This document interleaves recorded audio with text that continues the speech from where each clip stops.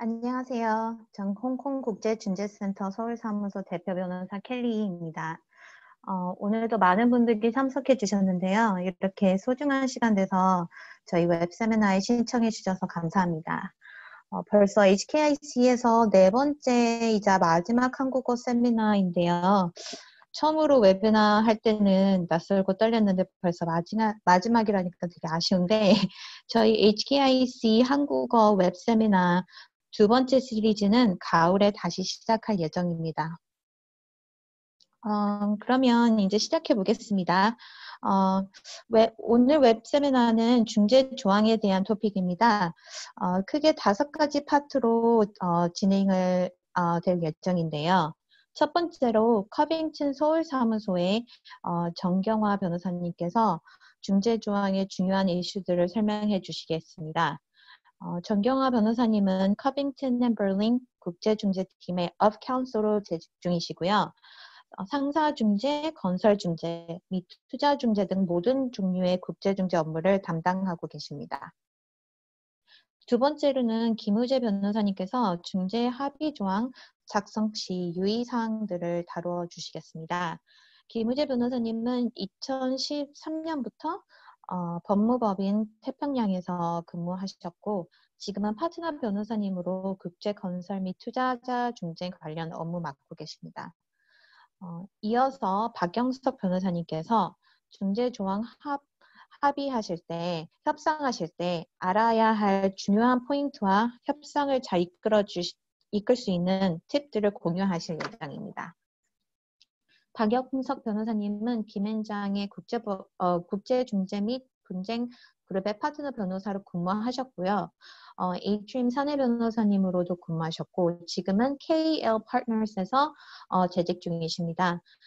국제중재 및 국내 분쟁과 거래 관련하여 다양한 경험과 엑스퍼티스를 가지신 변호사님이시고요. 현재 중재인으로도 활동하고 계십니다. 그 다음으로는 제가 간단히 HKIC에서는 문제 있는 중재 조항들을 어떻게 다루는지 설명을 드리고 변호사님들과 함께 실제로 문제 조항을 가지고 같이 검토해보는 시간을 갖겠습니다. 그리고 마지막으로는 Q&A 세션으로 진행을 할 예정인데요. 이 웹 세미나를 시청하시면서 문의사항들이 있으시면 아래 Q&A 박스 보이시죠? 거기 채트 박스에 질문을 올려주시면 이 마지막 파트에서 다루도록 하겠습니다. 그럼 이제 김경화 변호사님께 넘기겠습니다. 네, 안녕하세요. 정경화 변호사입니다. 먼저 이런 웨비나를 준비해 주신 홍콩국제중재센터에 다시 한번 감사드립니다. 저는 중재조항 작성 시 유의사항에 대한 개관을 하겠습니다. 일반적으로 중재제도를 이용하는 목적은 중재 판정의 집행 가능성과 구속성, 중재제도의 중립성, 중재인의 전문성, 중재제도의 유연성 및 비밀 유지에 있습니다.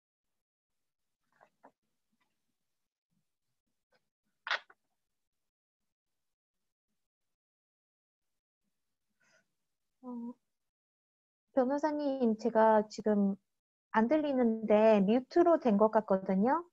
언뮤트 하고 다시.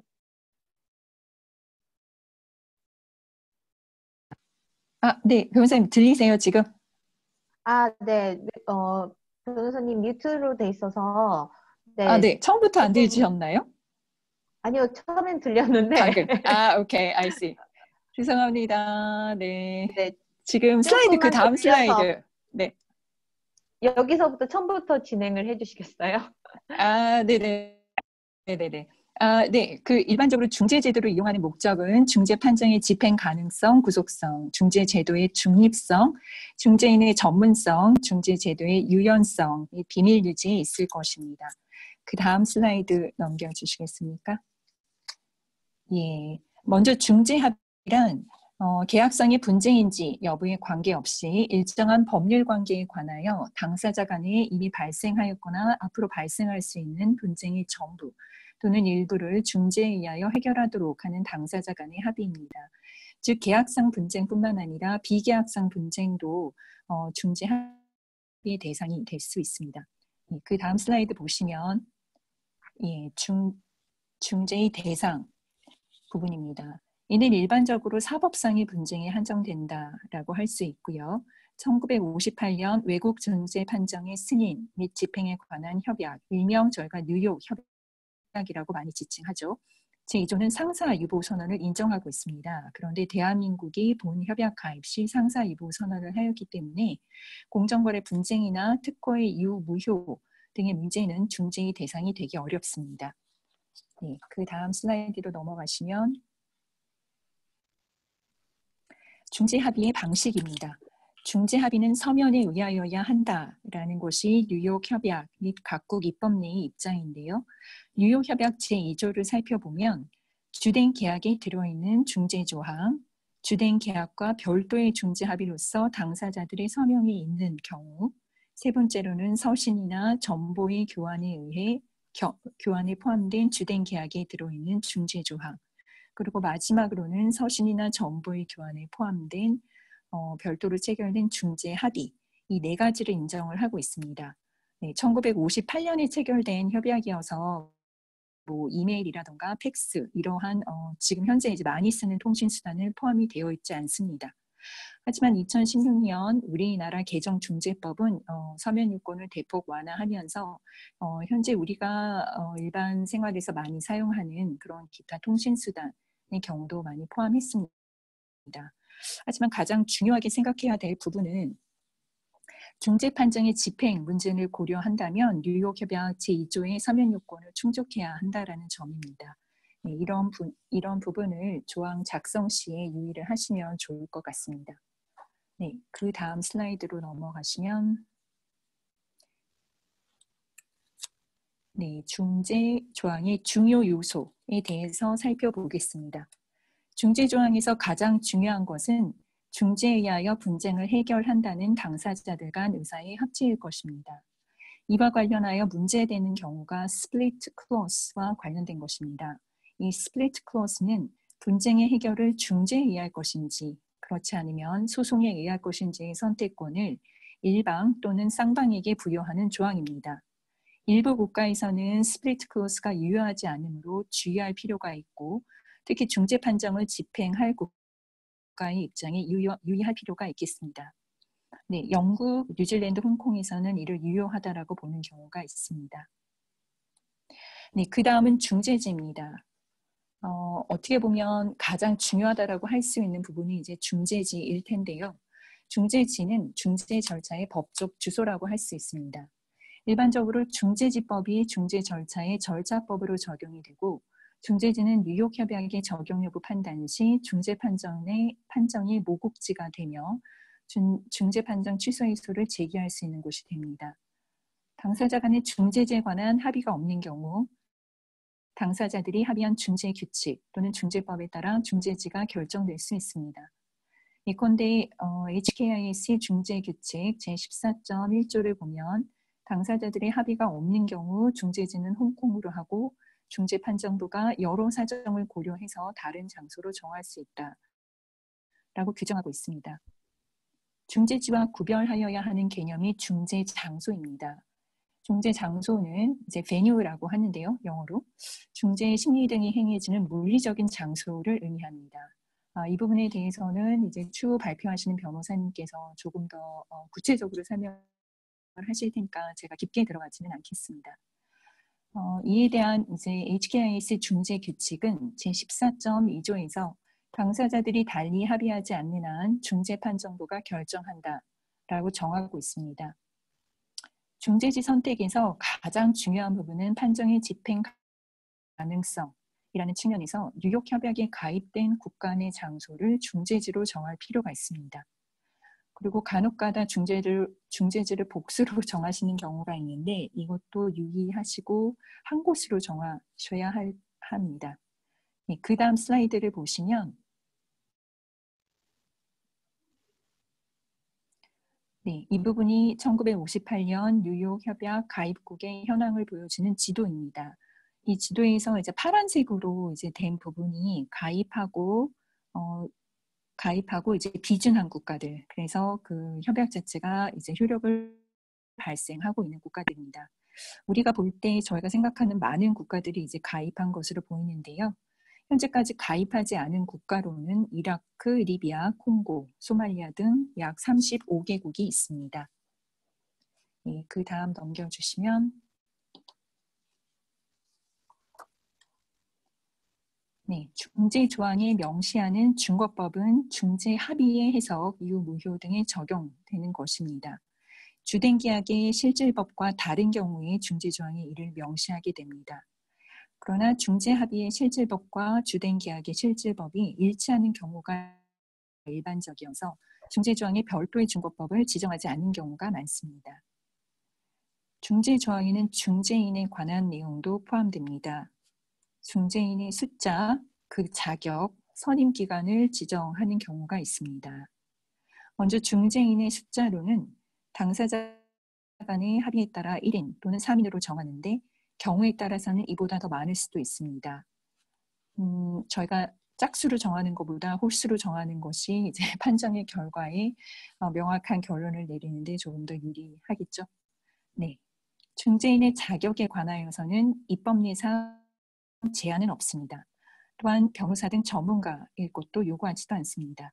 그러나 당사자들 간 합의로 그 자격을 제한할 수 있는데 자격 요건을 너무 제한적으로 정할 경우에는 이를 충족하는 중재인을 찾기 어려워 난관에 봉착할 가능성이 있습니다. 예컨대 특정 개인의 이름을 기재할 경우 그 기재된 그 개인이 이해 상충 등의 이유로 그 사건을 수락하지 못할 가능성이 있다는 점은 염두에 두셔야 할 것입니다. 또 마지막으로 중재인 선임 기관, 즉 당사자들이 3인 중재를 대부분 많이 하게 될 텐데요. 이제 3인 중재를 할 경우에 이제 원고 피고, 클레이먼트 또는 리스폰던트 측의 이제 중재인들의 합의에 의해서 의장 중재인을 선임을 하게 되는데, 의장 중재인을 선임을 못할 경우에 합의에 이르지 못할 경우에 중재인 선임을 하는 기관을 따로 지정을 미리 해둘 수가 있습니다. 그런데 여기서 유의할 점은 그 기관이 실제로 존재하는지 직접 확인할 필요가 있습니다. 네, 그 다음으로 넘어가셔서 다음은 중재기관입니다. 중재기관을 이용하기로 합의한 경우에는 중재조항의 중재기관명을 명시하는 데 반드시 그 명칭이 정확한 것인지 확인할 필요가 있습니다. 존재하지 않는 중재기관을 명시한 경우에는 불필요한 다툼이 발생할 우려가 있기 때문입니다. 중재의 언어는 당사자들 간 합의로 정한 중재 절차에 사용이 되는 언어를 의미합니다. 준비서면, 구술심리, 중재 판정 및 중재 절차에서의 교신 내용 등이 합의된 언어로 진행되는데 당사자 간 합의가 없을 경우에는 일반적으로 중재 판정부가 이를 결정합니다. 중재 판정의 최종성과 관련해서는 대부분의 중재기관 규칙이 이를 명문 규정으로 두고 있지만 이를 재확인한다는 차원에서 중재 조항에 이를 포함할 수도 있을 것입니다. 네, 그 다음으로 넘어가 주시면 다음 중재 조항의 기타 요소로는 비밀 유지, 다수 당사자 중재, 그리고 집단 중재에 대해서 제가 간략히 짚어보겠습니다. 많은 분들이 가장 많이 오해하고 계신 것 중 하나가 바로 중재 절차의 기밀성, 비밀 유지가 언제나 자동적으로 전제된다라는 것입니다. 중재라는 제도를 이용하는 큰 이유 중 하나가 그 기밀성이 있지만 자동적으로 모든 절차의 기밀성이 전제되는 것은 아닙니다. 각국의 중재법 및 중재기관별로 다른 입장을 보이므로 기밀 유지를 원하실 경우에는 이를 중재 조항에 명시하는 것이 바람직합니다. 그리고 이것과 관련해서 이제 여러 국가의 중재법이나 중재기관 규칙을 저희 회사가 앱으로 이렇게 정리를 해서 만들어 놓은 앱이 있는데 앱스토어에서 이제 저희 회사 이름 커빙턴이라고 검색을 하시면 이를 무료로 다운로드 해서 한번 검색해 보실 수도 있으실 것입니다. 네. 그리고 분쟁 해결의 신속성이나 효율성을 위해서는 다수 당사자 중재를 허용하는 경우가 종종 있습니다. 중재조항 작성 시 이런 다수 당사자 중재가 예상되는 경우에는 이를 미리 중재조항에 명시할 수 있을 것입니다. 마지막으로 집단 중재는 이 부분은 제가 많은 질문을 받아서 이 부분에 넣어두었습니다. 과연 집단 중재가 가능한가? 집단 중재를 명시하지 않은 경우에 집단 중재로 사건을 해결할 수 있는가?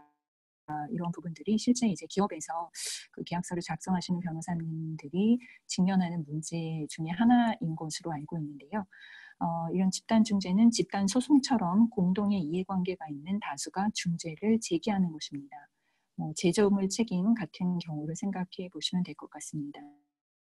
이에 대한 미국 연방법원의 입장은 당사자들의 합의에 따른다라는 것입니다. 하지만 명시하지 않았을 경우, 즉 중재 조항이 허용이 된다, 허용이 안 된다 여부를 명시하지 않았을 경우에 대해서는 의견이 나뉘고 있어서 그 해당 입법례나 그 중재법이라던가 그런 판례 등을 살펴보셔야 할 것 같습니다. 네, 마지막 슬라이드로 넘어가 보시면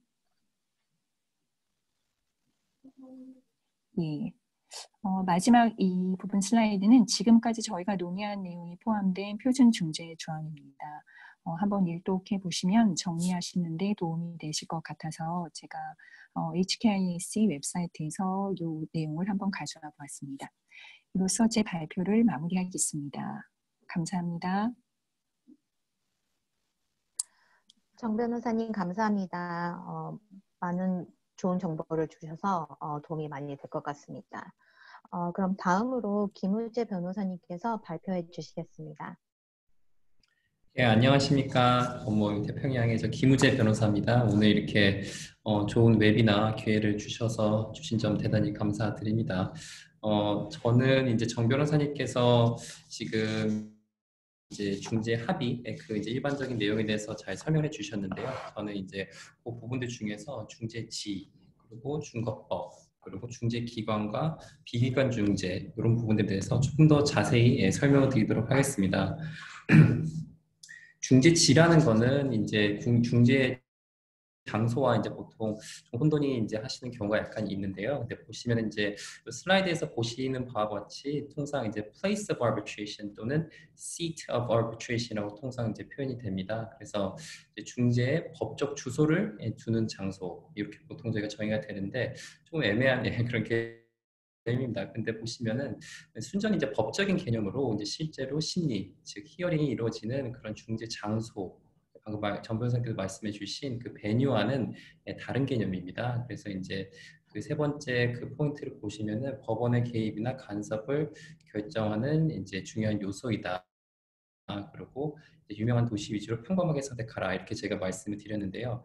저희가 이제 뭐 유명한 도시 위주로 평범하게 선택하라고 말씀드린 이유는 제가 조금 이따 이제 말씀을 드릴 그런 부분인데 이 중재지라고 정하는 그 도시나 그런 이제 그 나라의 그 법이 결국에는 그 해당 중재 절차에서 그 절차의 적법성이 따지는 그런 기준이 될 가능성이 높기 때문에 이 중재지는 그 관련된 법을 잘 파악할 수 있고 잘 알려진 그런 도시나 뭐 나라를 위주로 결정하는 것이 타당하다고 저희는 이제 생각을 보통 이제 하고 있습니다.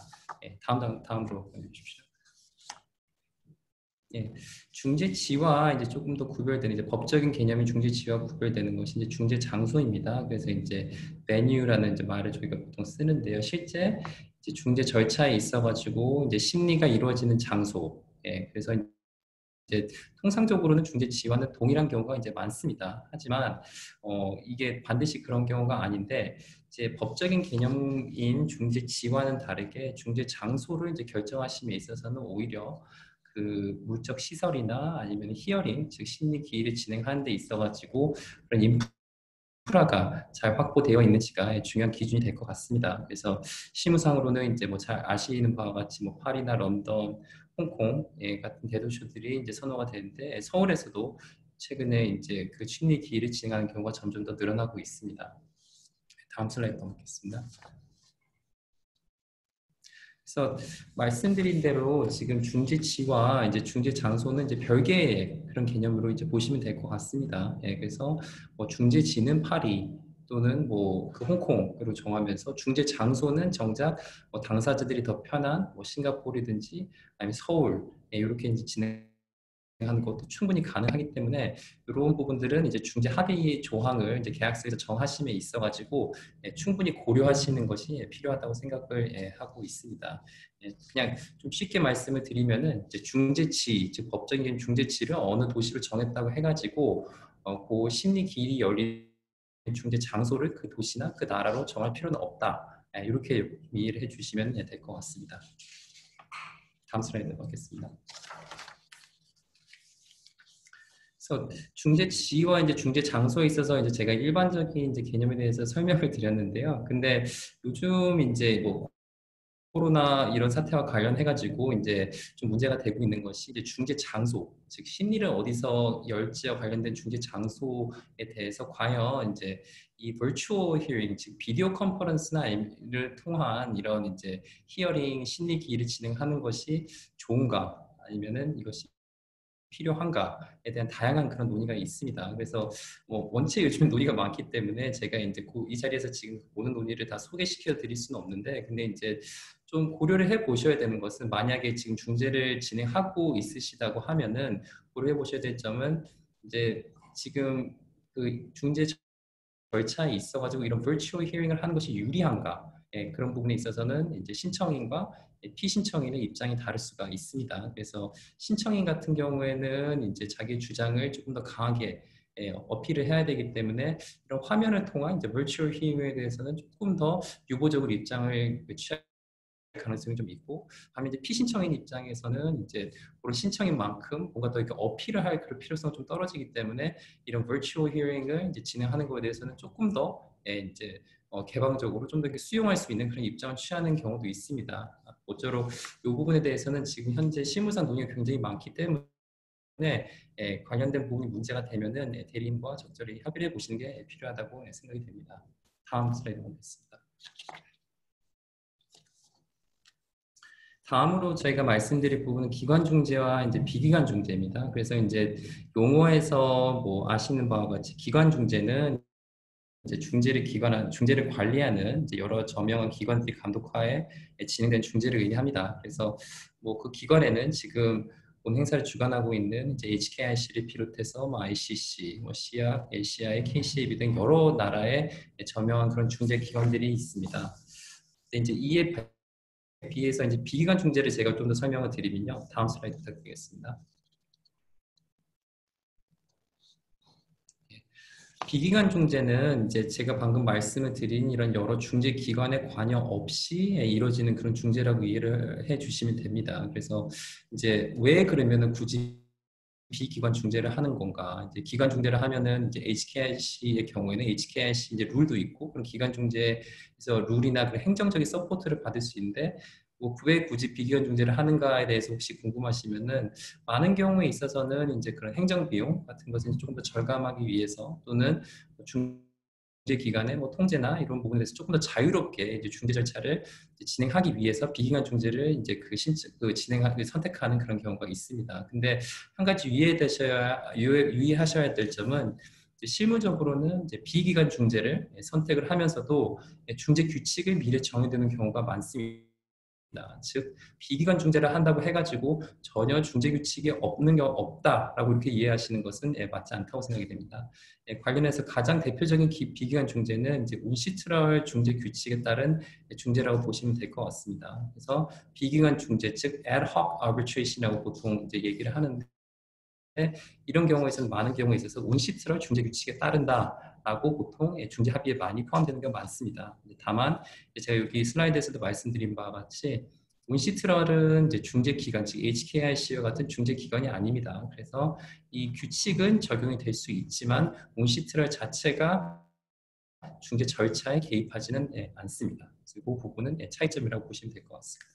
다음 슬라이드 부탁드리겠습니다. 그래서 방금 이제 제가 말씀드린 이제 기관 중재에 있어가지고 뭐 이제 여러 세계적으로 저명한 이제 그 중재 기관들에 대한 로고를 제가 모아봤습니다. 그래서 HKIC도 있고 뭐 여러 가지 여러 중재 기관이 있고요. 그래서 다음 슬라이드를 한번 봐주십시오. 그래서 방금 정 변호사님께서도 이제 지금 그 중재 그 소개를 해주신 중재 조항인데요. 보시면은 이제 요 HKIC에서 제시하는 이제 예시 중재 조항이 있습니다. 그런데 이 부분에 대해서 말씀을 드리고 싶은 것은 이제 HKIC도 그렇고 뿐만 아니라 근데 이제 다른 중재 기관에서도 다 이제 그 자신들이 생각하는 어떤 모델 중재 조항들을 다 제시를 하고 있습니다. 근데 그 공통점은 결국에서는 지금 이 슬라이드에 보시는 밑에 이 네 가지 사항들이 있지 않습니까? seat, 그다음에 그 제가 조금 바로 지금 설명을 드린 이제 중거법 law, 그다음에 중개인 수가 몇 명일지, 그리고 이 중재 절차를 어떻게 진행할지 이 네 가지 요소를 분명히 정하는 것이 중요하다라는 것을 하고 있습니다. 그래서 이런 부분들을 중개 조항을 정하실 때 가장 유념해 주시면 좋을 것 같습니다. 다음 슬라이드 있습니다.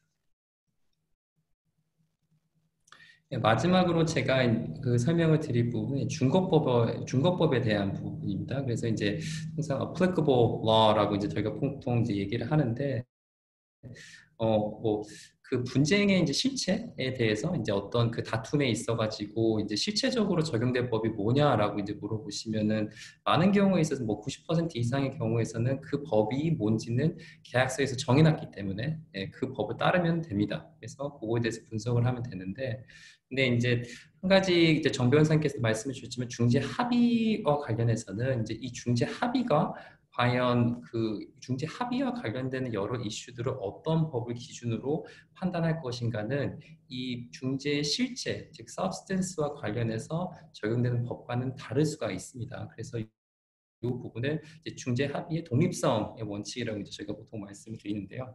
뭐 예를 들어서는 이제 어떤 중재 합의가 유효한지, 또는 뭐 중재 합의의 뭐 방식을 따지는 데 있어서 이것이 뭐 어떤 기준을 따라서 그 방식을 판단해야 되는 것인지, 또는 중재 합의가 있는데 이것을 합의한 당사자들의 능력을 판단하는 데 있어서 그 기준이 무엇인지 등등, 이런 여러 가지 세부적인 중재 합의에 대한 그런 세부적인 다툼이 일 수가 있는데, 이런 세부적인 중재 합의에 대한 다툼은 반드시 중재에 실체 적용되는 법에 따라서 결정되는 것이 아니라 개별적인 사안에 따라서 그 적용되는 중거법이 달라질 수 있다. 이 부분을 유념해 주시면 좋을 것 같습니다.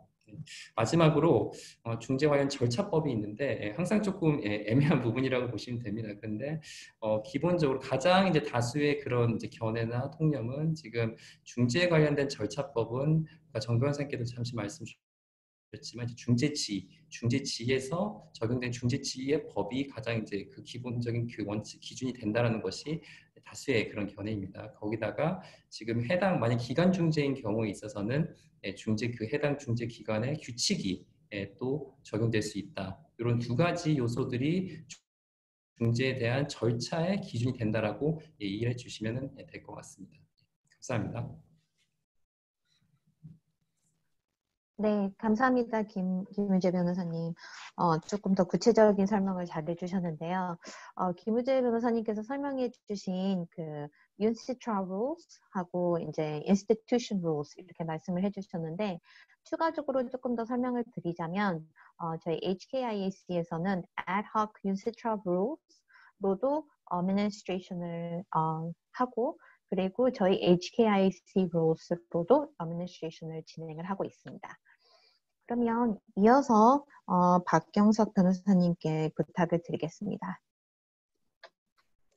네, 안녕하세요. 박영석입니다. 제가 지금 맡은 그 서브젝트 매터는 중재조항 협상 또는 뭐 중재조항 작성 시 뭐 do's and don'ts인데, 뭐 이거 저한테 이제 그 지정하실 때 그 HKIC 켈리 변호사님께서 에이튼에 그 인하우스로 있었으니까 조금 경험을 이야기하면 좋을 것 같다고 해주셨는데, 솔직히 말씀드리자면 인하우스에 있을 때는 제가 중재조항 협상을 전혀 하진 않았습니다. 거의 뭐 있는 것 그대로 받았습니다. 그런데 이제 뭐 이 프레젠테이션을 준비하면서 다시 생각해 보니까 그때 조금 더 잘할 수도 있었을 것 같다는 생각은 들고 있습니다. 그래서 중재조항이 이제 왜 중요하냐면, 솔직히 이제 우리나라에서 이제 통상적인 계약에서는 뭐 그 분쟁이 일어나면 어차피 뭐 법원으로 가니까, 우리나라에서는 법원들이냐 뭐 서울의 법원 가냐, 부산 법원 가냐, 아니면 서울 동부 가냐, 서울 남부 가냐, 이제 뭐 중앙 가냐, 그 정도 이슈인데, 뭐 어느 법원 가도 약간 대동소이하는 부분이 있습니다. 근데 솔직히 이제 이 중재조항은 어떻게 보면 그 관할에 관한 문제이기 때문에 그 conflict of laws, 그러니까 국제사법이나 그런 측면에서는 굉장히 중요한 그 요소고, 특히나 유럽이나 미국 쪽에서는 그 중재 조항하고 무관하게 이런 어디가 관할을 갖고 있냐, 어느 나라가 관할을 갖고 있냐, 어디서 하면 되냐에 대해서 그 법리가 많이 발달되어 있는데 이 중재 조항은 사실 이런 이슈들을 뭐 어떻게 보면 해결해주는 조항이라서 조금 신경 써서 보면 좋을 것 같기는 해요. 그래서 아까도 이제 뭐 사실 중재 조항의 주요 고려 요소 아니고 요소에서는 아까 그 발표자님들께서 다 이야기해 주셨는데 여기서는 뭐 그냥 조금 실무적인 것을 좀 살펴보면 제가 이제 개인적으로는 중재 조항에서 가장 중요하게 생각하는 것은 중재지입니다. 나머지는 솔직히 웬만하면 뭐 양보 또는 협의할 수 있는 요소라고 생각해요. 그런데 중재지는 중요하다고 생각합니다. 근데 그러면 중재지는 중요하다고 하면 이거 뭐 반드시 그러면 대한민국으로 해야 되냐? 우리나라가 편하니까 우리나라로 가야 되냐? 당연히 그렇지는 않습니다. 그 중재지는 아까 발표자님들께서도 이야기하셨지만 크게 이제 그 중요한 부분은 중재 판정의 그 취소의 관할에 대한 거 있고 그 다음에는 중재 절차 관련해서 이슈가 생기면 누구한테 가야 되는데 어느 법원으로 가야 되냐 그거 결정한 이슈가 있고 그 다음에 세 번째는 아까 중재지하고 중재 장소 그러니까 메뉴 관련해서는 이제 뭐 다르다 이제 그 부분도 발표자님들께서 이야기하셨는데 그래도 중재 장소를 정하는 데에서도 고려 요소가 됩니다. 중재지가요. 그래서 제가 보기에는 이것이 어떻게 보면 중재를 함에 있어서 조금 편하게 할 수 있는지 그리고 조금 도움을 받을 수 있는지 이거 중요하기 때문에 중재지가 중요하다고 보고 그런데 그렇다고 해서 대한민국이 꼭일 필요 없는 이유는 다른 나라도 그 정도 도움은 주고 그 정도 편할 수 있습니다. 그래서 뭐 아까도 뭐 저기 다 언급됐지만 이제 뭐 기본적으로 뉴욕 협약국으로 뉴욕 그 컨벤션 협약국으로 중재지로 가는 것이 좋고 그 다음에는 웬만하면 선진국 조금 이제 그 인프라하고 이런 것들이 좀 편한 데로 하면 좋아요. 그거는 사실 중재 장소하고 연결된 이슈인데 중재 장소에 대한 합의가 없으면 약간 디폴트로 중재지가 중재 장소가 되긴 합니다. 약간 실무 관행상. 그래서 그런 면에서는 조금 접근성하고 비용이 조금 괜찮은 나라, 도시 또는 도시로 중재지를 정하는 것이 도움이 됩니다. 그래서 뭐 아까도 뭐 중재지는 뭐 다 언급됐으니까 뭐 서울, 싱가포르 아마 많이 중재 조항에서 많이 보셨을 거고 홍콩도 당연히 그렇더라고 이제 그런 도시 또는 나라들은 다 좋으니까 그것으로 뭐 제가 보기에는 협상 또는 합의하면 됩니다. 그 다음에는 이제 뭐 그 중재 기관이 이제 보통은 이제 그 다음으로 가게 되는데 어느 중재 기관으로 하냐 또는 지금 중재 기관 하지 말자 이제 이런 이야기가 있는데 저는 개인적으로는 중재 기관은 있는 것이 좋다고 생각해요. 애독도 나쁘지 않은데 보통은 아까 발표자님께서도 얘기하셨는데 애독으로 가면 비용 이제 조금 절감할 수 있는 부분이 있는데 중재 기관한테 납부할 비용. 근데 솔직히 말씀드리자면 애독 중재를 하다 보면 그 비용이 더 나옵니다. 왜냐하면 이제 당사자들이 이거 다 챙겨야 되고 뭔가 합의해야 되고 중간이 정리가 안 되고 그러니까 거기서 시간이 더 들어가니까 변호사 비용도 더 늘어나고 결국은 제가 보기에는 애독으로 했다가는 비용이 더 드는 경우가 더 많아요. 그럴 거면 차라리 중재기관에게 적당한 보수를 지급하고 중재기관이 도움을 받는 것이 더 좋다고 생각해요. 그래서 저는 중재기관이 중요하다고 생각하고 중재기관에 대해서는 뭐 어떤 중재기관을 선택해야 되냐 솔직히 말씀드리자면 HKIC가 가장 좋은 중재기관이고요. 그 다음에는 이제 뭐 싱가포르 대한상사중재원 다 괜찮습니다. 소위 이제 선진된 중재기관들은 다 괜찮습니다. 경험이 좀 많은 기관들을 해야지 이제 운영에 좋습니다. 피해야 될 중재기관은 경험 별로 없는 중재기관들은 피해야 됩니다. 예를 들면 이제 뭐 베트남에 있던 모 기관으로 갔더니 이거 어떻게 진행해야 될지 잘 모르고 뭔가 제출했는데 허송세월이고 답이 없고 영어도 잘 못하고 그러니까 대화도 일단 잘 안 되고 이런 기관으로 선택하시면 나중에 고생합니다. 그 다음으로 이제 갈 거는 중재인에 대한 합의인데 중재인에 대한 합의는 솔직히 말씀드리자면 그 제가 방금은 HKIC가 최고의 중재기관이라고 했더니 누군가가 코멘트를 보냈습니다. 자, 그래서 중재인의 수 관련해서는 제가 보기에는 그 뭐 1인이냐 3인이냐 보통 이제 그렇게 많이 합의입니다. 뭐 짝수로 합의한 경우는 전 솔직히 본 적 없습니다. 그래서 1인이냐 3인이냐인데 그러면 이거는 사실은 뭐 1인이 좋냐 3인이 좋냐 그거는 솔직히 계약의 그 규모에 따라서 조금 보시는 것이 좋아요. 그러니까 굉장히 중요한 계약이고 그 다음에 굉장히 이제 그 뭐 꼭 금전적 가치 아니더라도 회사한테 이거 어떻게든 뭐 나중에 뭔가 잘못되면 큰일 날 계약이면 조금 안전하게 그 3인의 중재로 인으로 가는 거 좋고 그렇지 않고 계약 규모도 좀 작고 그래서 이거 뭐 3인의 중재로 하기에는 그 계약 그 이 진행이나 이런 건 저스티파이 하기가 좀 어렵다. 그러면 1인으로 하면 또 괜찮습니다. 결국엔 비용이십니다. 1인으로 하면 비용이 조금 더 저렴하고 3인으로 하면 비용이 좀 올라가요. 아무래도 3명이 중재인이 끼게 되니까. 그리고 두 번째로 이제 중요한 이유는 1인 중재인으로 하면 보통은 중재기관에서 그냥 뭐 중재기관까지 합의했으면 중재기관에서 그냥 정하도록 돼 있고 왜냐면 당사자들이 1인 중재인 대해서 나중에 분쟁 발생할 때 합의해서 1인 중재인으로 합의할 가능성은 높진 않아요. 이미 다 싸우고 있는데 이 사람한테 갑시다라고 합의가 될 리가 없잖아요. 그래서 그런 면에서는 3인으로 하는 것이 이제 그런 점에서는 또 장점이 있습니다. 그래서 적어도 왜냐하면 3인이 중재인 가면 보통은 각 당사자가 한 명씩 선정하고 그 다음에는 이제 마지막 그 의장은 뭐 중재인들이 선정하든지 뭐 이렇게 또는 기관에서 선정하든지 보통 그렇게 합의되니까 적어도 중재 판정국 구성할 때 내가 이제 조금 의견을 줄 수 있는 거는 한 명 정도는 뭐 적어도 보장된 거 아니냐. 그래서 이제 중재인 수는 그런 측면에서 좀 살펴보고 협상하는 것이 좋습니다. 그 다음에는 이제 뭐 중재 언어 이거에 대해서 솔직히 깊이 생각하지 않은 경우가 많아요.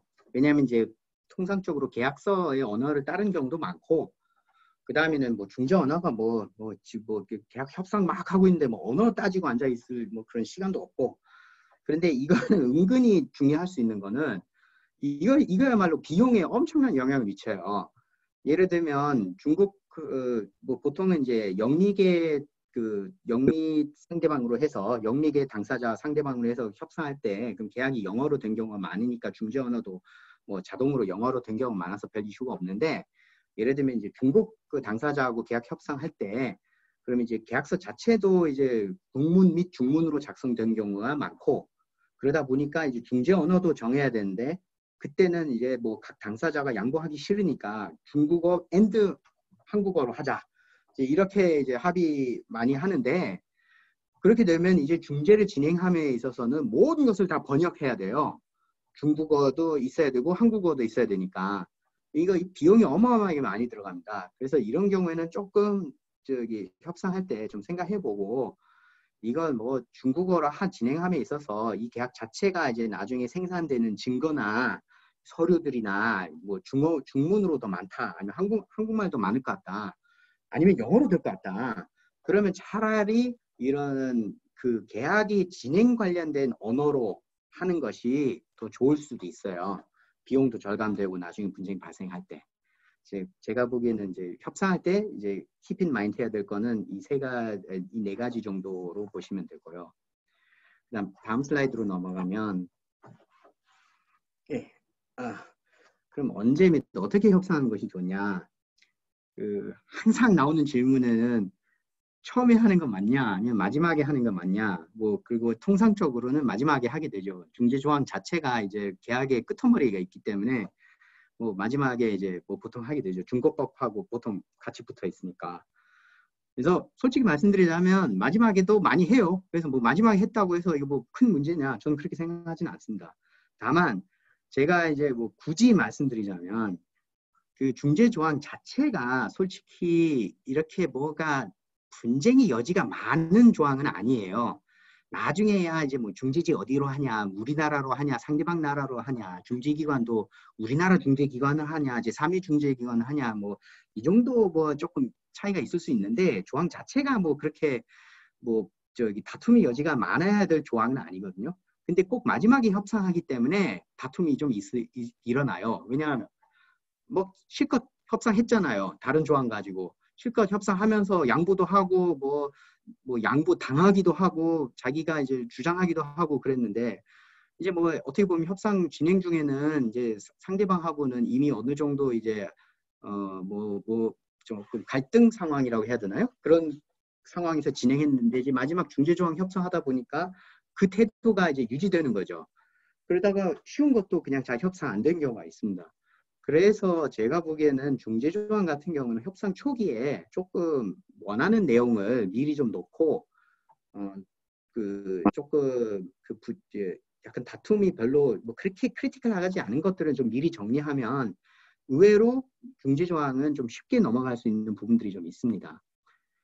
그래서 그 다른 조건하고 뭐 교환할 대상이냐 중재조항은 그렇지는 않습니다. 뭐 중재조항에서 양보했다고 해서 뭐 다른 거 받아내거나 저는 솔직히 말씀드리자면 그 본 적 별로 없어요.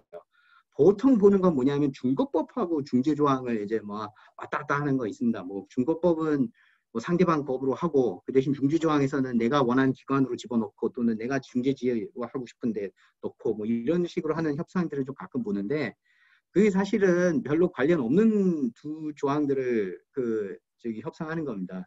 중거법은 중거법이고 중재조항은 중재조항인데 그래서 그렇게 해서 뭐 또 교환해야 될 사항도 아닙니다. 그래서 그런 면에서도 중재조항을 조금 일찍 보는 것이 나쁘지 않습니다. 그 다음에는 이제 뭐 반드시 포함되어야 될 문구나 이런 것들이 있는데 아까 사실 앞에랑 돌아가는데 솔직히 저는 뭐 그 중재지, 중재인, 중재기관, 중재언어 이 정도 했으면 사실 된 거고 뭐 굳이 따지자면 약간 좀 추가할 수 있는 것들은 이제 뭐 예를 들면 중재인 국적에 대한 내용을 조금 넣는 것이 도움이 될 수 있어요.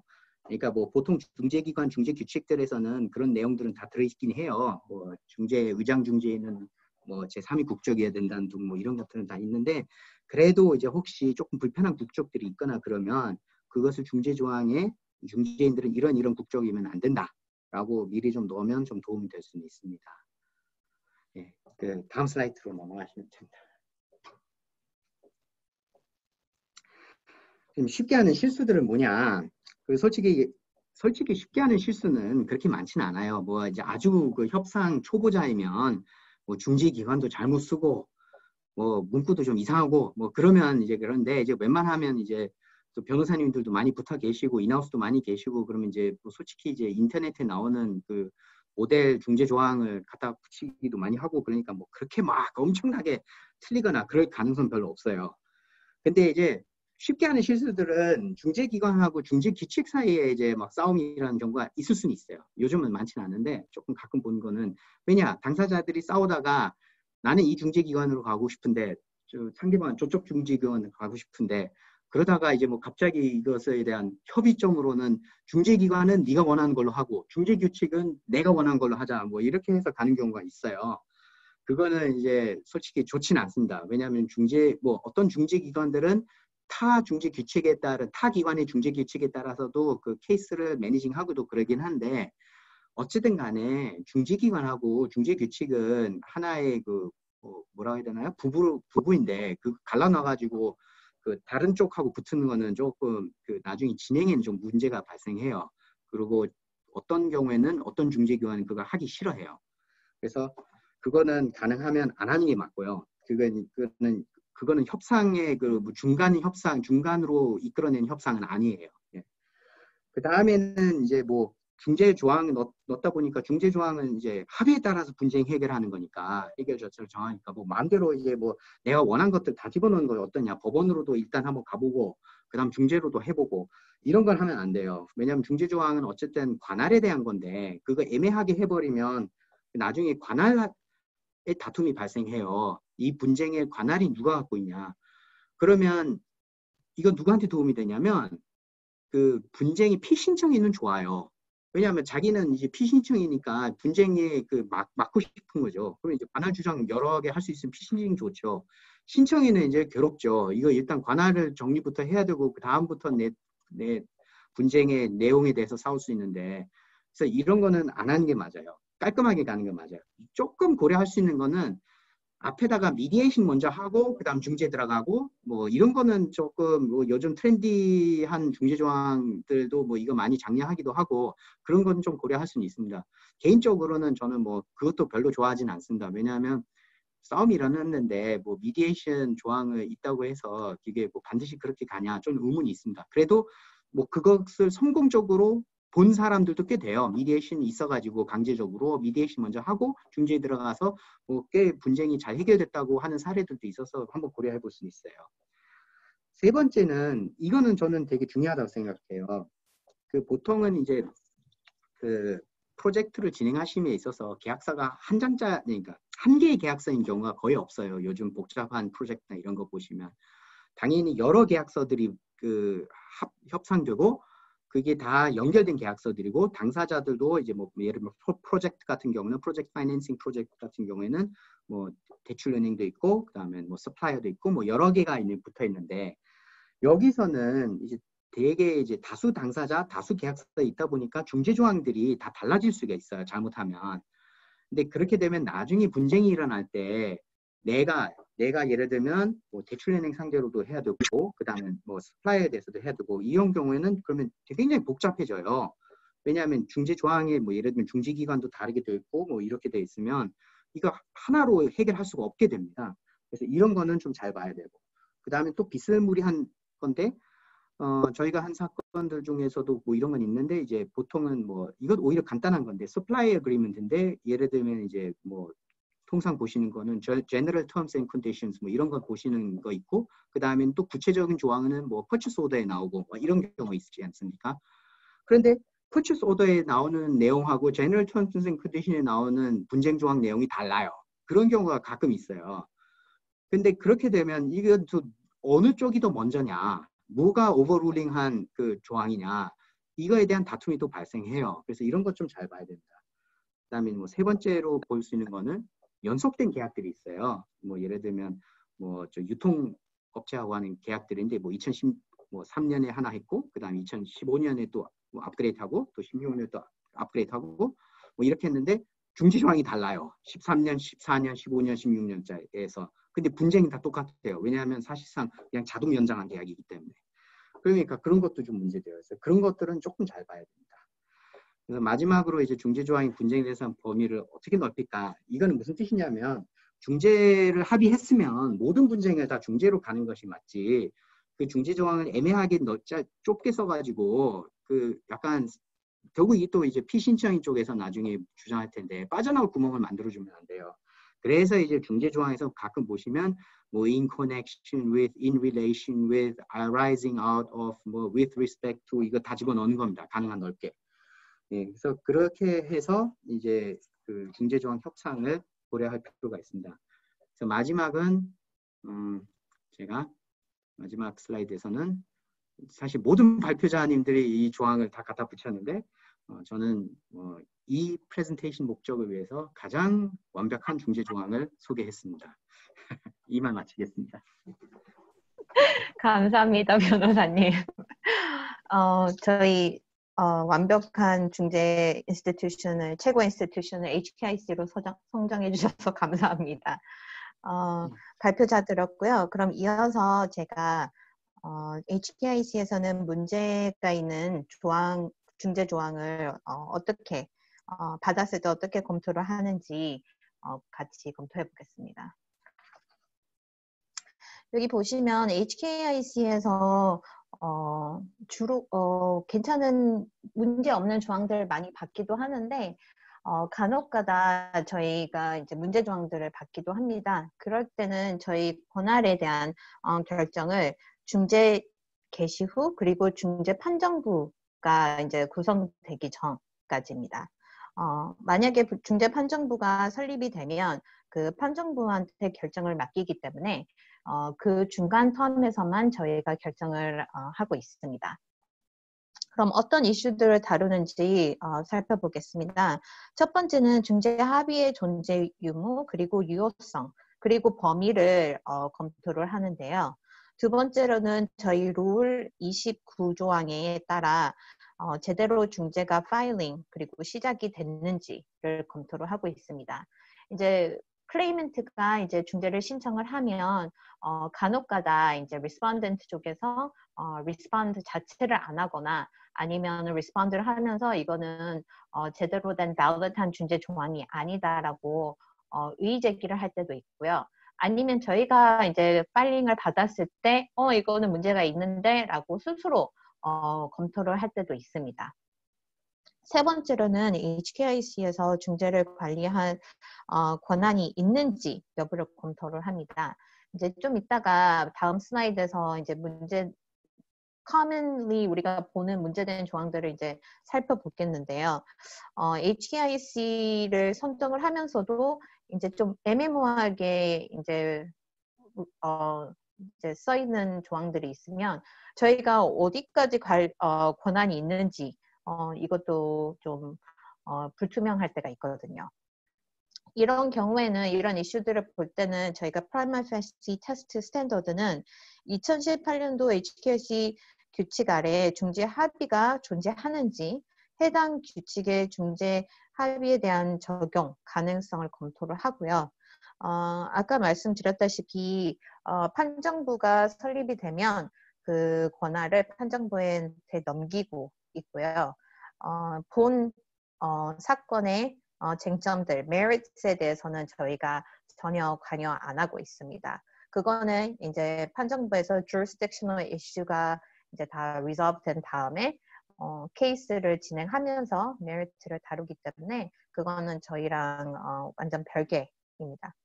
그리고 만약에 중재를 진행할지 안 할지 여부를 검토를 하는데 보시다시피 저희는 그 절차에 대한 스탠더드가 좀 낮은 편입니다. 이 이유는 만약에 문제가 됐을 때 그 판정부에서 결정을 다시 또 검토를 할 수 있는 절차가 있고, 그리고 만약에 저희가 이제 의무적으로 이거는 중재로 진행이 안 된다라고 판정을 하고 케이스를 디스미스를 하게 돼버리면 이제 클레이먼트한테 프레주디스가 갈 수도 있기 때문에 저희 그 스탠더드는 조금 낮은 편이고요.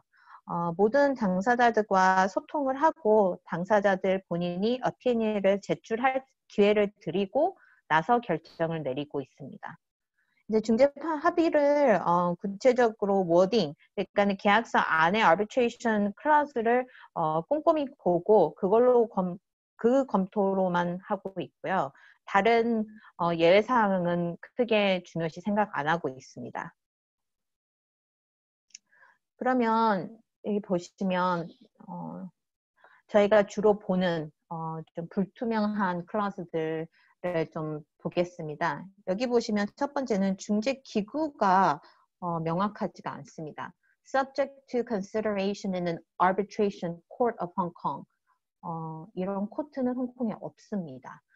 그러면 이걸 HKIC한테 이 클레이먼트가 파일링을 했을 때 이런 코트가 없으니 HKIC에서 중재를 administer 해달라라고 이제 argue를 하겠죠. 근데 respondent 입장에서는 이런 코트가 없긴 없지만 그런다고 해서 HKIC에서 substitute로 할 수 있는 권한도 없다라고 이제 argue를 할 수 있기 때문에 이런 불투명한 클라우즈는 문제될 확률이 저희가 administer 할 수 없다고 결정할 확률이 높습니다. 두 번째 클라우즈도 마찬가지인데 through the established arbitration institution of the People's Republic of China. 이런 인스티튜션도 없고요.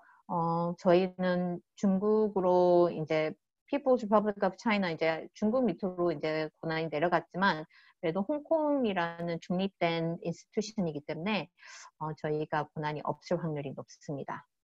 두 번째로는 인스티튜션은 HKIC로 명확하게 성정이 돼 있는데 저희의 역할이 불투명한 겁니다. 여기 보시면 submitted to the Hong Kong International Arbitration Center.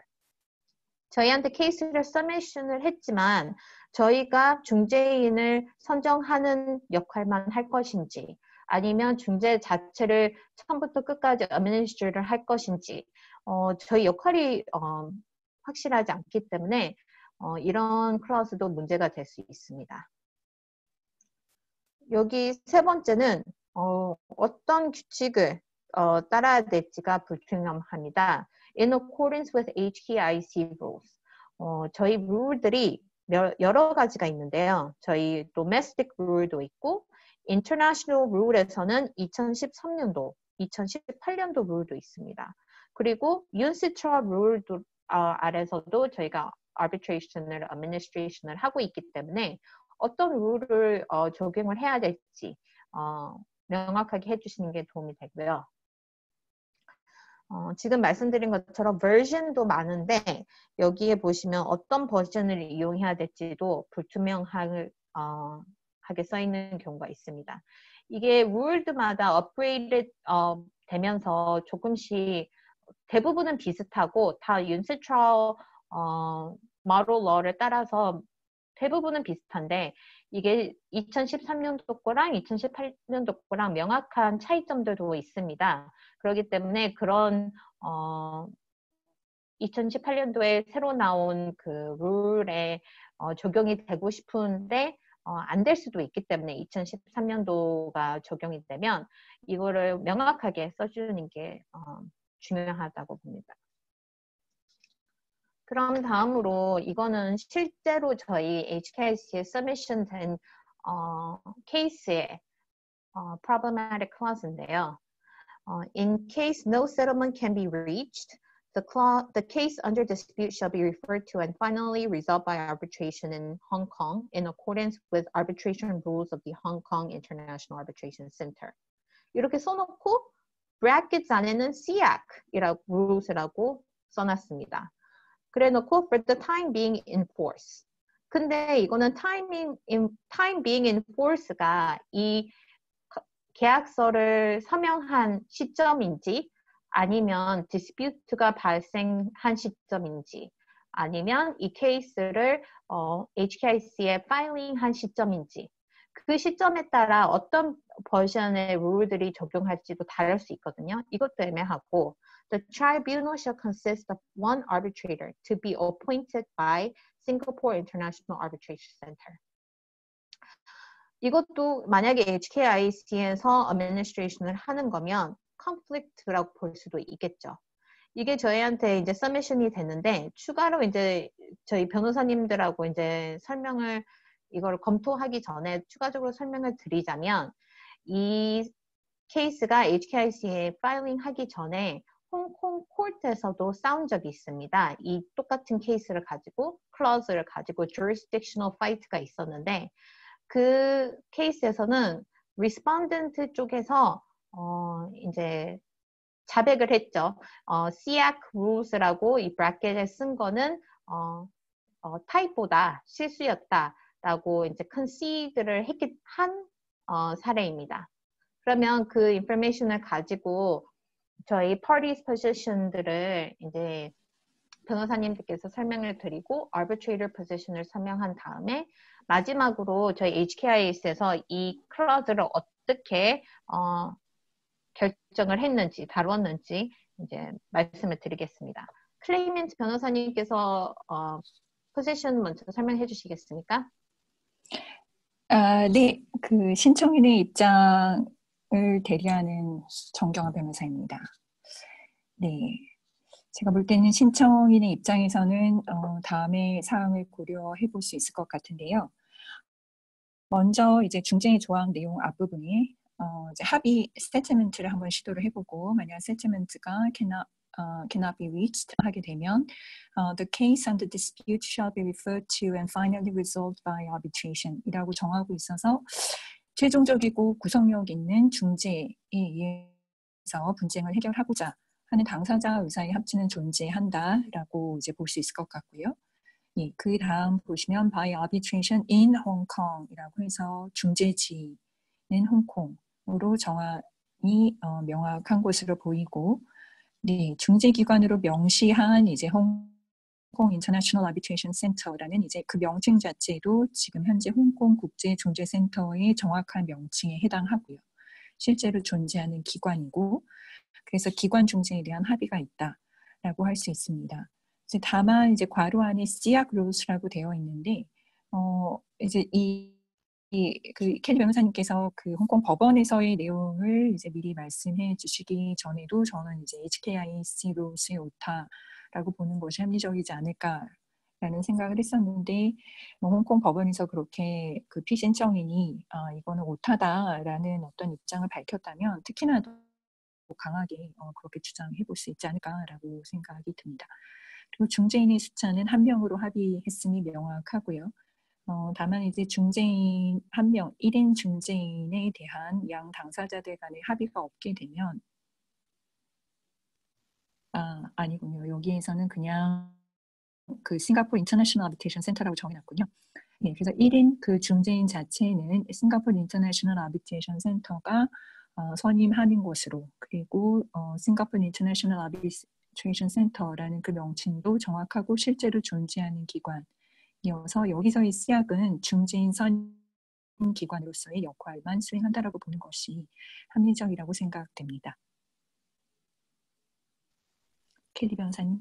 감사합니다, 정 변호사님.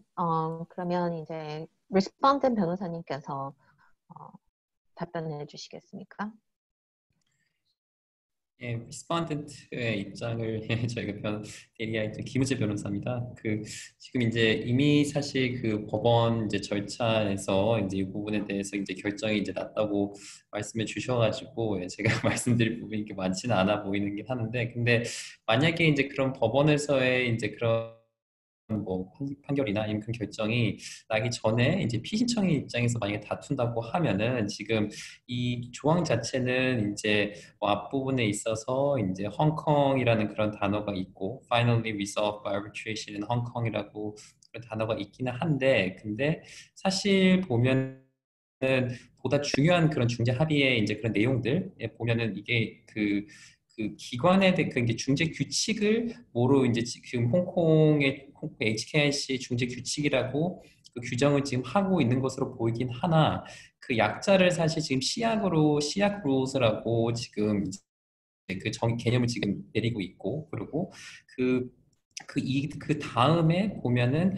더욱 가장 중요한 그 이제 중재인을 어떻게 선임할지에 대한 그런 부분들은 지금 HKIC가 아니라 지금 결국에는 시약으로 한다라고 지금 이게 그 마지막 문구에서 그렇게 표시를 하고 있기 때문에 결국 지금 시약 룰스라는 이 약자가 단순한 오타라기보다는 이제 이 용어가 오히려 당사자들의 그런 의사를 더욱더 정확하게 이제 반영하는 것으로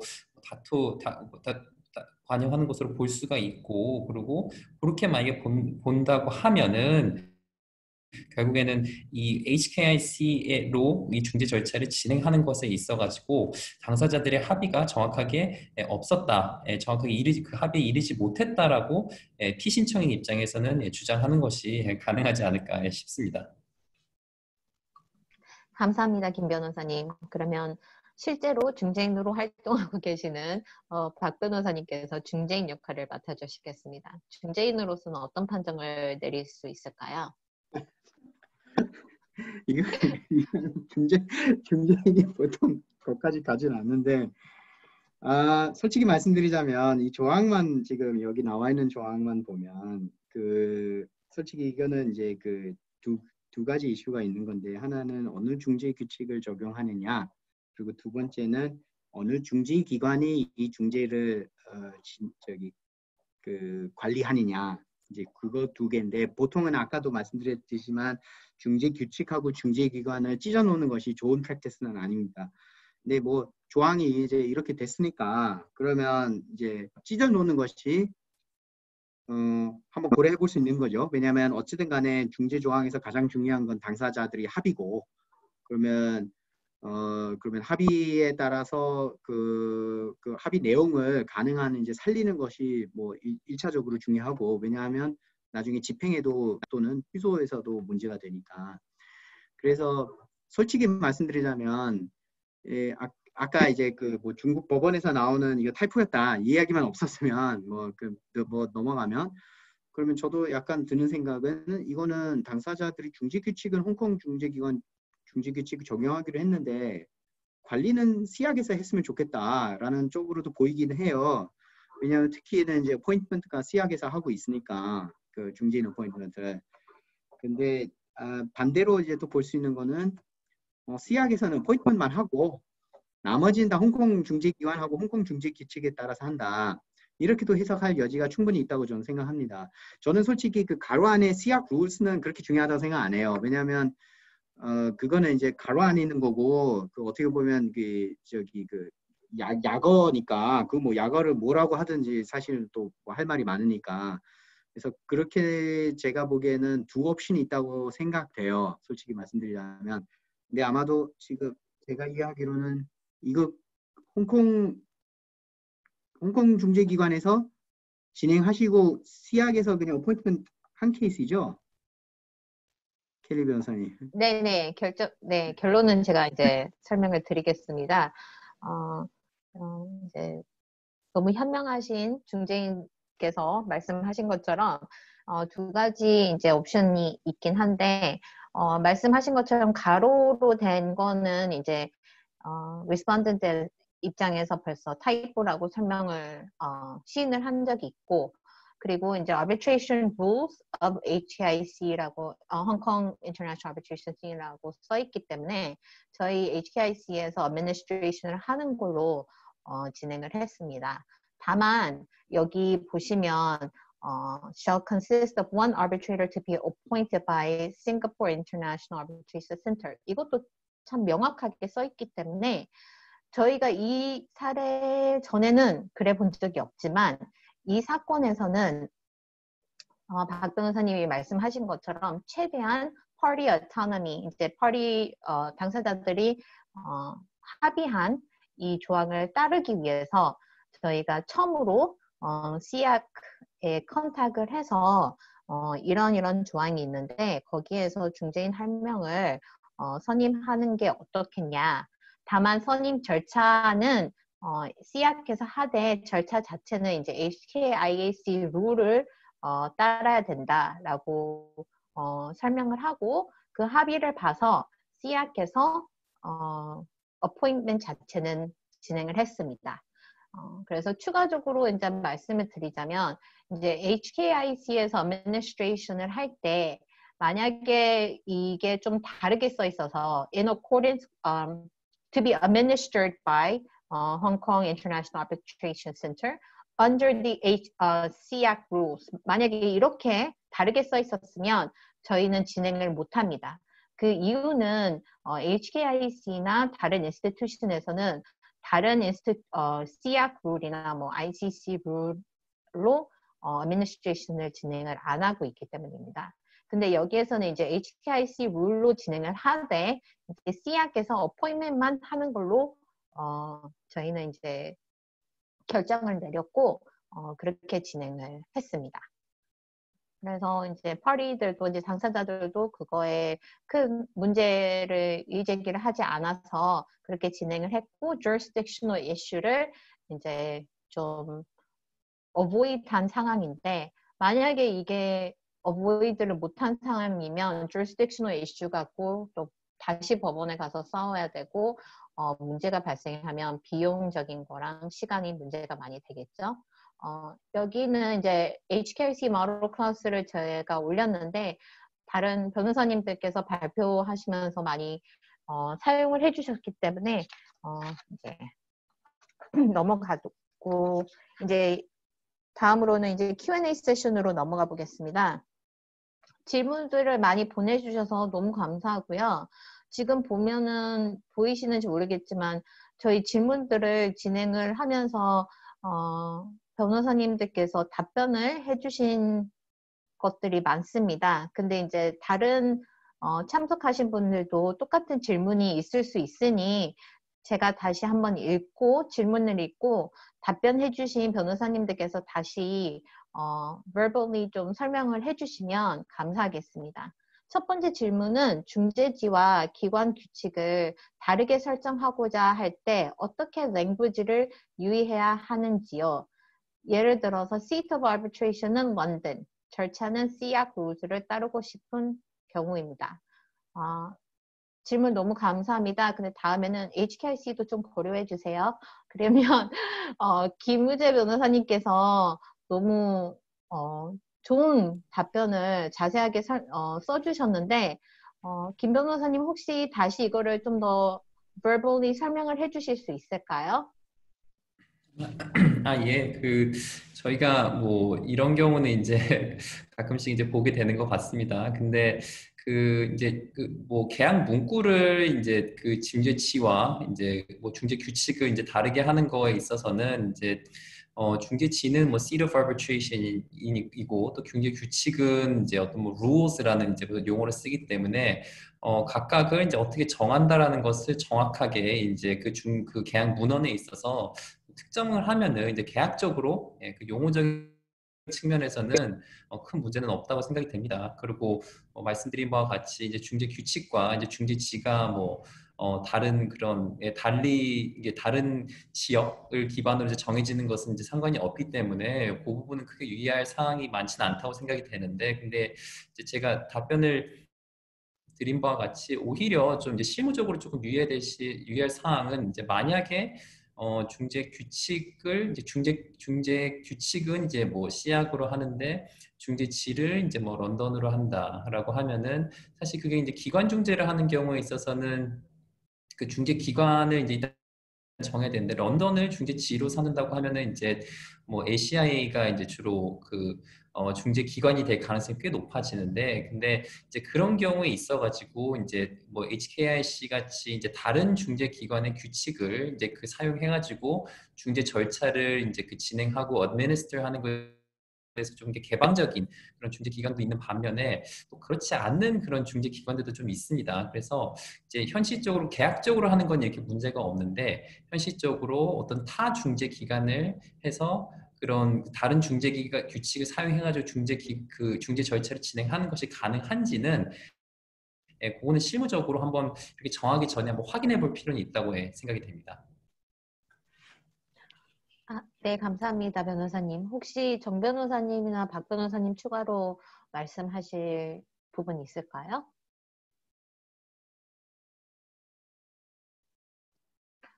없으시면 다음 질문으로 넘어가겠습니다. 두 번째 질문은 중재지와 메뉴를 다르게 하고자 할 때 계약서에 특별히 유의해야 하는 사항이 있는지 궁금합니다. 중재지는 파리, 메뉴는 싱가포르라고 써주셨습니다. 정 변호사님 혹시 답변해 주실 수 있을까요? 네, 변호사님. 들리시나요? 네네. 네. 이게 뮤트를 했는지 안 했는지 헷갈려가지고. 예. 그 계약서 작성하실 때, 이게 영어로 일반적으로 저희가 그냥 일상적인 용어로 사용할 때 seat, venue, 뭐 place, 뭐 이런 거는 다 이제 영어 사전 찾아보시면 다 그냥 장소, 한국말로 그냥 장소, 뭐 이렇게만 나와 있습니다. 그래서 이게 그냥 장소를 의미하는구나라고 할 수 있을 텐데 이게 영문에서의 법률적인 그런 함의를 갖는 게 다른. 변호사님 지금 안 들리는데 혹시 뮤트로 되셨나요?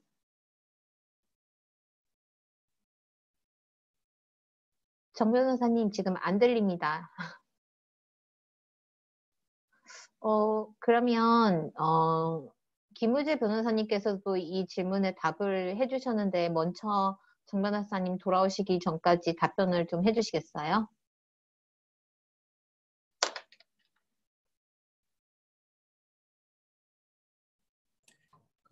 지금 혹시 정 변호사님께 돌아오신 게 아니죠? 예. 네, 안 들립니다. 안 들리시는 건가요? 예. 이제 질문에 이제 사실 이제 뭐 취지에 있어서 이제 정 변호사님께서 이제 지금 말씀해 주실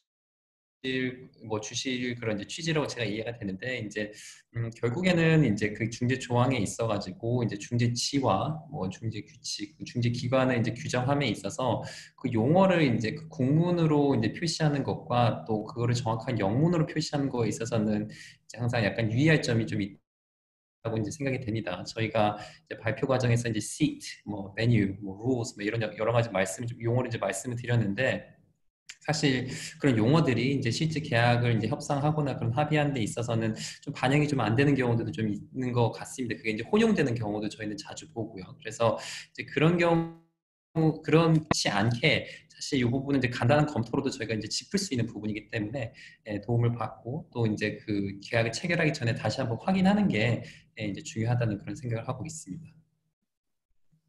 네, 감사합니다, 변호사님. 혹시 정 변호사님 돌아오셨나요? 아직 잘 안 들리는데, 그럼 다음 질문으로 진행하겠습니다. 1인 중재인으로 진행 시 터무니없는 중재 판결이 나올 가능성이 있을까요? 중재기관에서 이상한 중재 판결을 수정하는 것으로 알고 있는데, 3인 중재의 실력이 어느 정도인지 궁금해서 여쭤봅니다.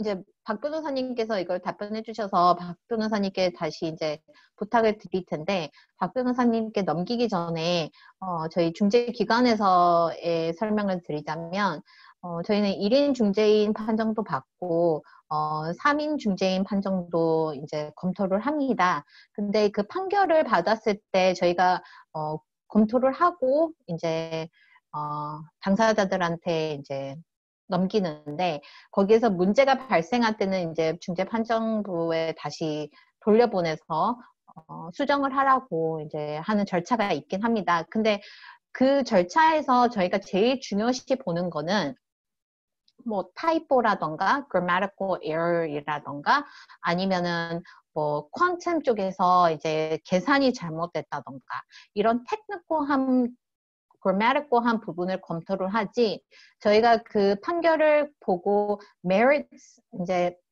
메인 이슈들, merits에 대한 검토를 하지는 않습니다. 그 부분에 대해서는 저희가 관여를 안 하고 있고요. 제가 알기로는 모든 인스티튜션에서도 그런 식으로 검토를 하는 걸로 알고 있는데, 그 부분은 조금씩 다를 수 있을 것 같은데, 저희는 HKIC에서는 판결에 대한 merits 부분에서는 크게 검토를 안 하고 있습니다.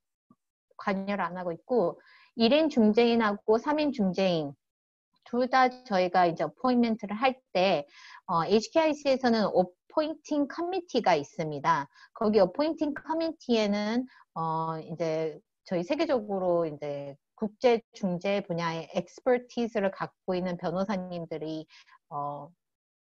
이제 시트를 하고 계시는데, 거기 지금 체어맨이 아시는지 모르겠지만 아놀드 앤 포럴의 김준희 변호사님이십니다. 거기 체어맨으로 어포인팅 커미티 체어맨으로 지금 계시고, 그 어포인팅 커미티에서 모든 중재인 선정을 할 때 검토를 하고 이 중재인이 제대로 된 판결을 내릴 수 있는지를 확인을 하고 선정을 하기 때문에 그 절차가 되게 까다롭고 되게 고민을 많이 해서 결정을 하는 절차이기 때문에 저희가 선임하는 1인 중재인에서는 크게 문제되는 경우는 본 적이 없습니다. 그러면 박 변호사님께서도 질문을 해주셨는데 그거에 조금 더 설명을 해주시겠습니까? 네. 이거 뭐 1인 중재인이야, 3인 중재인이야. 결과가 터무니없다는 거는 뭐 솔직히 말씀드리자면 이제 당사자 입장이 조금 개입돼 있죠. 왜냐하면 이제 자기한테 이제 유리한 결론은 터무니없다고 할 리가 없고, 상대방이 이제 뭐 거기에 대해서 불만이 있을 수 있고 반대도 마찬가지고. 그러면 이제 보통은 이제 1인 중재인이냐 3인 중재인이냐에 대해서는 조금 이제 감이 조금 달라지는 게, 1인 중재인인 경우에는 아까도 말씀드렸듯이 당사자들이 합의해서 1인 중재인 합의한 경우가 아마 실무적으로는 매우 어려울 거고요. 분쟁 상황에서. 그러면 결국엔 중재기관에서 이제 선정하게 되는데, 그러면 이제 자기가 전혀 관여 안 된 이제 중재판정부가 구성되는 거죠. 법원은 가능하고 비슷하죠. 자기가 판사를 뭐 결정 못 하는 거니까. 그러면 거기에 대해서는 조금 이제 불신도 생기고 불확실성도 생기고, 그 다음에는 이제 1인 중재인 하다 보니까 뭐 그 중재인이 성향에 따라서 뭐 자기 말을 잘 안 들어준 것 같기도 하고 뭐 이런 인상을 받을 수 있어요. 3인의 중재인인 경우에는 통상적인 절차는 각 당사자가 한 명씩 하고, 그 다음에는 이제 3회 중재, 의장만이 이제 중재기관에서 하든지 아니면 중재인들이 합의해서 당사자가 선정한 중재인들이 합의해서 선정하든 뭐 이렇게 되니까 어쨌든 간에 이제 심리적으로는 중재판정부에서는 내가 이제 선정한 중재인이 있다. 그러니까 나를 조금 더 이해해 줄 것 같은 사람이 있다. 중재인들은 다 독립적이고 다 객관적입니다. 그래서 뭐 내 편이라고 뭐 이렇게 생각하시면 안 돼요. 어쨌든 간에 내가 선정했기 때문에 뭐 나하고 코드가 맞는 사람인 걸로 생각하고 선임했을 거 아니에요. 그래서 그런 면에서는 뭔가 조금 더 이 판정부에서 결론을 내릴 때 리스크 관리가 된다고 생각하실 거예요. 그래서 뭔가 거기서 나온 결론도 뭔가 조금 더 설득력이 있다고 생각하실 수는 있어요. 그래서 그런 면에서는 제가 보기에는 1인하고 3인의 차이가 있고 실제로도 3인의 중재인이 있으면 그 중재인들끼리 이제 논의하고 결론을 내리니까 뭔가 조금 더 균형 있는 결과가 나올 수는 있어요. 어쨌든 간에 3명이 합의해서 결론 내리기 때문에 물론 다수결이긴 하지만 그래서 그런 면에서는 제가 보기에는 3인의 중재인이 나쁘지 않아요. 좋아요. 그래서 이거는 결국에는 비용 이슈인데 비용을 조금 더 드릴 거면 제가 보기엔 3인으로 가는 건 맞고 너무 계약이 작고 뭐 비용 막 그렇게까지 할 건 아니면 1인 중재인도 괜찮아요. 특히 이제 중재기관에서 관리하는 중재인이면 웬만하면 괜찮을 겁니다. 아까 저기 캐리 변호사님께서도 이야기하셨듯이. 그리고 중재판정 검수는 이제 뭐 HKIC 입장도 있고 뭐 우리나라 대한상사중재원도 있고 ICC도 있고 시합도 있는데 다 마찬가지로 이렇게 뭐 중재판정부에서 내린 결론 뒤집거나 그러진 않아요. 물론 검토하는 과정이 조금 달라요. 뭐 ICC 같은 경우는 제가 알기로는 굉장히 세요. 그러니까 심지어 이제 뭐 증거 사이트하는 거하고 법률 근거 사이트하는 것이 조금 안 맞으면 그럼 그것을 중재인한테 좀 이야기해요. 이거 좀 안 맞다. 아니면 이거는 당사자가 주장하지 않았던 법리인데 왜 여기 기재돼 있냐. 이런 것을 코멘트 줍니다. ICC는 그 정도까지는 되게 해요. 근데 이제 그만큼 오래 걸려요. ICC는 또 시간 오래 걸린 겁니다. 그래서 이제 그 정도지 뭐 당신 판단이 틀렸으니까 뒤집어라. 이거는 하진 않아요. 왜냐면 못해요. 사실관계 잘 모르니까. 그렇게 할 수는 없어요. 예. 그렇게 이해하시면 됩니다. 감사합니다, 박 변호사님. 그리고 박 변호사님께서 다음 질문까지 답변을 해주셨는데 그 다음 질문은 3인 중재의 경우 중재 판결을 어떻게 결정되나요? 통상 다수결로 된다고 설명을 해주셨고 여기에 조금 더 추가적으로 좀 붙이자면 3인 중재인에서 이제 체어맨의 역할이 제일 크겠죠. 그리고 대부분 체어맨, 의장 중재인께서 그 판결을 쓰는 역할을 대부분 하기 때문에 중재인 선임을 할 때 만약에 3인 중재인인 경우에는 이제 좀 전략적인 게 많이 선임할 때 들어가죠. 이 중재인이 체어맨 이제 선임을 할 때 어떤 역할을 하고 체어맨하고 어떤 관계가 있을까? 체어맨에 대한 체어맨을 조금 더 임팩트하거나 퍼스웨이드 할 수 있는 중재인으로 선임을 해야 된다라는 생각을 많이 갖고 있는 경우가 많거든요. 그래서 전략적인 스트래티지나 아니면 고려해야 될 부분들도 많이 있는 걸로 알고 있습니다. 그럼 마지막으로 시간상 하나 더 좀 많이 넘어갔는데 한 가지 질문만 더 검토를 해보겠습니다. 스플릿 클러즈의 위험성과 이를 대체할 만한 방안에 대해 말씀해 주실 수 있을까요? 정 변호사님 돌아오셨죠? 예. 중간에 잠깐 기술적으로 문제가 있었는데 다시 네네. 돌아왔습니다. 네네. 네, 환영합니다. 시간에 그러면 맞게 돌아오네요. 이 질문 좀 답변 좀 부탁드리겠습니다.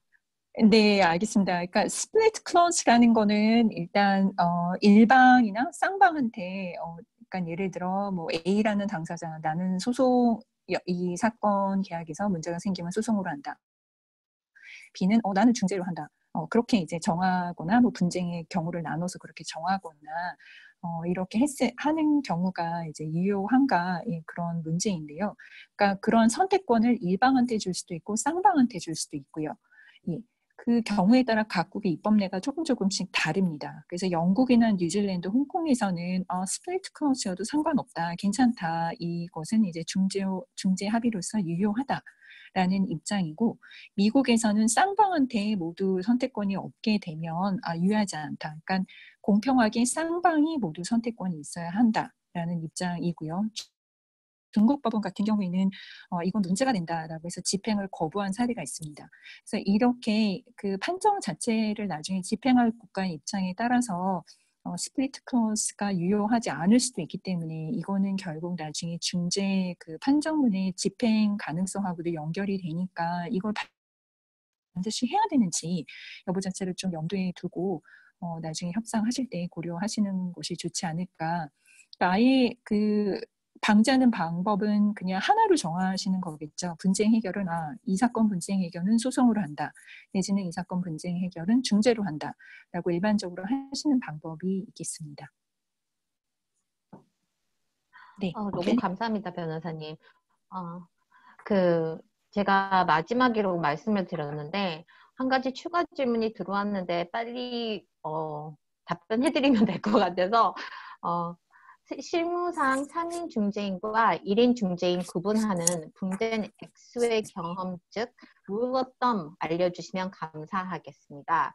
라고 오셨는데 박 변호사님하고 김 변호사님께서 혹시 다뤄주시겠습니까? 박 변호사님?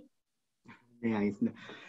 룰 오브 썸은 없고요. 솔직히 말씀드리자면 제가 보기에는 만약에 이제 금액적으로만 그 중재 결정하실 거면 제가 보니까 그 중재 기관 중재 규칙들 보시면 그 expedited rule들이 있어요. 그러니까 신속 절차로 진행되는 그 사건들 그 관련된 조항들이 있는데 거기서는 이제 그 금액을 기준으로 해서 많이 해요. 그러니까 이제 어떤 금액 이하이면 신속 절차로 갈 수 있다. 당사자들이 반대가 없으면 뭐 이런 내용들이 있어요. 그래서 그 금액들 기준으로 그 신속 절차는 보통 1인 중재고요. 왜냐하면 뭐 3인을 선정하려면 이거 신속하지가 않아요. 그래서 그런 것을 한번 좀 보셔서 그거 뭐 그 금액들 기준으로 하시면 되고 제가 지금 홍콩 중재 규칙은 잘 모르겠고요. 그 홍콩 중재 규칙은 혹시 신속 절차 기준 금액이 있나요? 지금 어떻게 되죠? 네네, 저희 그 expedited arbitration 그리고 fast track이라고도 부르는데 그거는 exceptional urgency가 있던지 아니면은 금액적으로는 3 million USD or less 라고 그렇죠. 돼 있습니다. 네, 그리고 네. expedited arbitration을 진행을 하면 박 변호사님께서 말씀해 주신 것처럼 default로는 중재인 1명 그리고 2 round of pleadings 그리고 no hearing 그래서 그냥 서면으로만 제출을 하고 결과는 6개월 안에 그 판결이 나오게 돼 있습니다. 예, 그렇죠. 뭐 다른 중재 기관들은 금액들이 조금 다를 거예요. 뭐 우리나라에서는 아마 대한상사 중재 뭐 5억일 거고요. 뭐 그런 이제 약간 그런 기준들이 있으니까 그게 이제 국제 거래하고 그다음에 거래 관행을 조금 살펴볼 필요가 있습니다. 나머지 하나만 조금 관련해서 말씀드리자면 꼭 금액으로만 하지 마십시오. 왜냐하면 그 계약이 꼭 금액적으로만 중요하다 안 중요하다고 판단하기에 좀 어려운 부분이 있어요. 그래서 이제 그 계약 자체는 뭐 얼마 안 될 수도 있는데 이 계약 자체가 이제 뭐 향후 회사의 사업이나 이런 거 연결되면 되게 중요하다. 그러면 조금 더 보수적으로 가시는 것이 좀 좋지 않을까라는 것이 뭐 제 개인적인 의견입니다. 예, 저는 뭐 그 정도입니다. 탁티컬한 팁스 되게 감사합니다, 변호사님. 김문재 변호사님 혹시 추가적으로 답변해 주실 부분이 있을까요? 박 변호사님께서 너무 말씀을 잘 해주셔가지고 제가 특별히 이렇게 추가드릴 많이 말씀드릴 건 없는 것 같고요. 저도 박 변호사님께서 말씀해 주신 바와 같이 이제 rule of thumb이 특별히 있는 것 같지는 않습니다. 있지는 않고 다만 사안의 여러 가지 성격들을 좀 봐야 되는 것 같고 그리고 근데 이제 저는 그냥 그 이제 1인 중재인 분을 이제 선임해서 사건을 진행하는 거에 대해서는 조금 이제 유의할 점들이 약간 있다. 약간 이런 부분을 말씀을 좀 드리고 싶습니다. 이제 물론 중재 기관, 그 HKIC를 포함해서 모든 중재 기관에서 이제 또 그 1인 중재인에서 선임될 그런 분들을 이제 철저히 검증하고 또 그 사전에 이제 다 많은 세세한 부분을 검토를 하지만 또 이게 중재 이제 그 절차의 특성상 이게 이제 단심제일 가능성이 크고 그리고 중재 판정을 취소하는 것은 이제 굉장히 어려운 그런 일이기 때문에 근데 그런 부분에 있어가지고 그러면은 1인 중재인을 선임하면 그 한 사람의 이제 판단으로서 이제 그 사건을 어떤 결론을 좀 약간 낸다는 것이 리스크를 가져오는 것은 맞습니다. 그래서 그런 부분들은 조금 고려를 해 보시는 게 어떨까 싶습니다. 그 부분 말씀드리고 싶습니다. 네, 감사합니다, 변호사님. 지금 시간이 30분이나 지났는데, 끝까지 같이 해주셔서 감사하고요. 이 웹 세미나는 녹화본을 오늘 아니면 내일 안에 HKC 웹사이트에 올릴 예정입니다. 발표자로는 올리지 않습니다. 그러나 혹시 만약에 발표자료가 필요하시거나 원하시면 저한테 연락을 주시면 전달 드리도록 하겠습니다. 그리고 발표해 주신 변호사님 연락처도 같이 웹사이트에 올리고 있으니까요. 참고해 주시고요. 추후 이제 영어로 그리고 러시아어 그리고 중국어로 진행하는 웹 세미나 스케줄을 지금 스크린에 올려놨습니다. 참고하시고요. 정경화 변호사님 그리고 김우재 변호사님 그리고 박영석 변호사님 모두 너무 바쁘신 와중에도 이렇게 유익한 세미나 준비해 주셔서 감사합니다. 너무 감사합니다, 변호사님들. 아닙니다. 네, 감사합니다. 감사합니다. 고맙습니다. 감사합니다. 네, 감사하고 그럼 이만 마치겠습니다. 감사합니다. 예, 감사합니다.